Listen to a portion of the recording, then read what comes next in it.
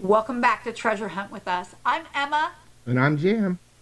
and we're here to talk to you about a really important thing that we've been hearing about a lot this week. Has a treasure box been found? No, we don't think so. And No. here's why. We're here to bring you all the reasons we don't think any boxes have been found. Jim and I have spent a couple of weeks, digging deep and digging deep. And, we obviously spend as much time as you guys do on Facebook and Reddit and Discord and all the places. And I think the one thing everybody who's out there can agree is that if a box has been found, we'd all truly know about it. Right, Jim? That's exactly right. There's just no way that, someone's like, I found it, you're going to find out soon, which I've seen so many posts, or the box is not there because my solve is so good and it wasn't there. I just Right. don't believe any of that happened. Or even, so here's the thing, guys. So we're going to talk through a couple different things today. And we do have a special guest. We'll bring her on in just a few minutes. But let's talk about some of the things that many of us are hearing. We know that there's people who think that a box has been found, the AT box, up in New York. And they don't believe that the box was found by a treasure hunter. They think that a rando just found the treasure box. Like, oh, goodness. And some of the things that they used at first when we were looking at it, we're like, wow, we're going to go down this rabbit hole with these people and see what we've looked. And, they had some stuff. There was a magnifying glass with a tree. Oh, my goodness. It was found at the tree. The Yeah, Dover that oak. could be any tree, though. I mean, come on. This Really, tree any looks like tree? it. Well, I got a tree in my Yeah. backyard that looks like it. I looked. It's not Right. there. Well, but the basket of apples. The apples is New York State's fruit. Yeah, well, that's There's a interesting. butterfly farm nearby. There's a skier and there's a ski resort.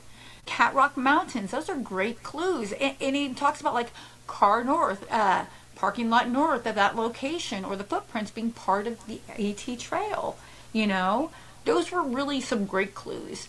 And the reality is, confirmation bias is deep. I mean, gosh, we struggle with it every single day. Don't knock confirmation bias. How many times do I have to say that? I know you love confirmation bias, but there's also some realities here. And the realities are, when you dig deeper into somebody's solve, a lot of times you can find a little bit of misrepresentation. For example, that solve about the Appalachian footpath box said things like the bald head was represented by these bald tires that were out there. That was a bit of a stretch for me. They could be in my front yard with my car with bald tires. Right. So Right, exactly. That's another great point. The other thing that they thought was like that the wisps of smoke just meant that it was a tree. Maybe that's true, maybe that's not.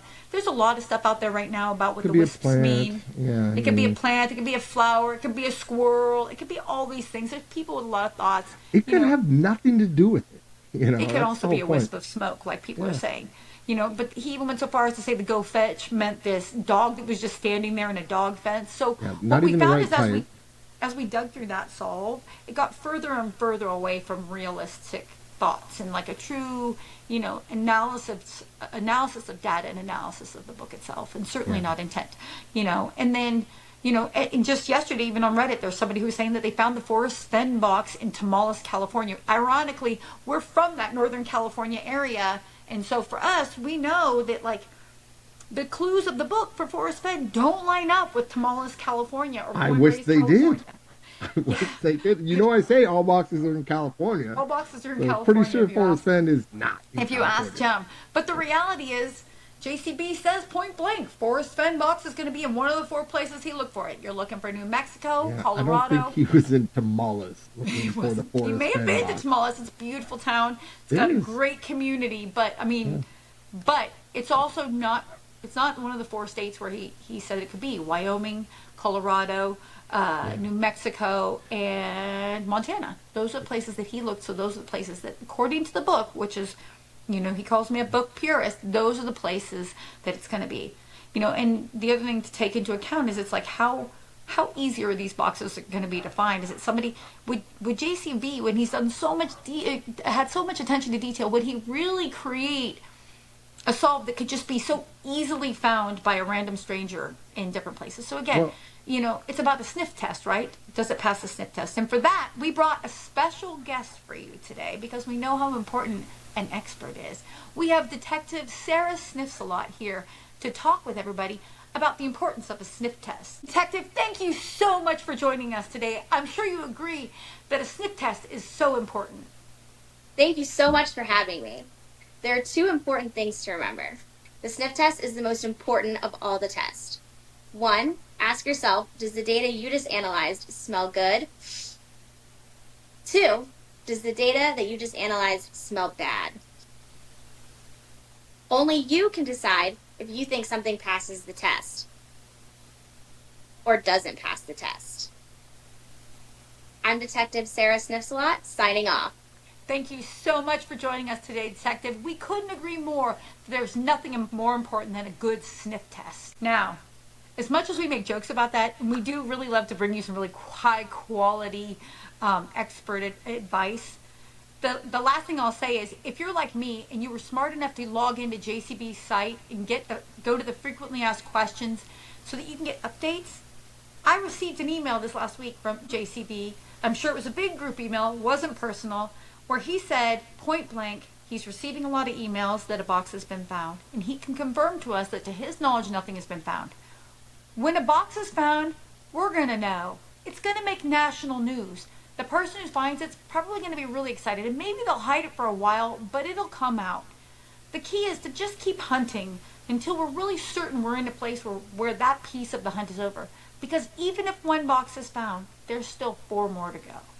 Yeah, I mean, it's one of two things. One is it's irresponsible to say you found a box when clearly you have not found a box. And you're just trying to do that, I don't know why, to keep people from searching, or, to discourage people, or just because you think you're funny. Or two, it's very hubris to say, my solve is so amazing that, and it's not there, so therefore it must be already found. And it's just Right. not the case. You could be really close to your spot. Like I said, these boxes are not big. They're, you could be in the right spot. Your solve could be amazing, and you just have missed it. So. Right. So keep on hunting. We're here with you. Please don't forget to like, share, and follow. We're really excited to get our next video up this week. We're going to be talking about the Appalachian Footpath box specifically, and we'll get that out soon. But remember also to comment or send us emails if you have questions at comment@treasurehuntwithus.com. We're here to help. We're here to have fun. And guys, we're here to do it with you. Treasure hunt with us. Thank you.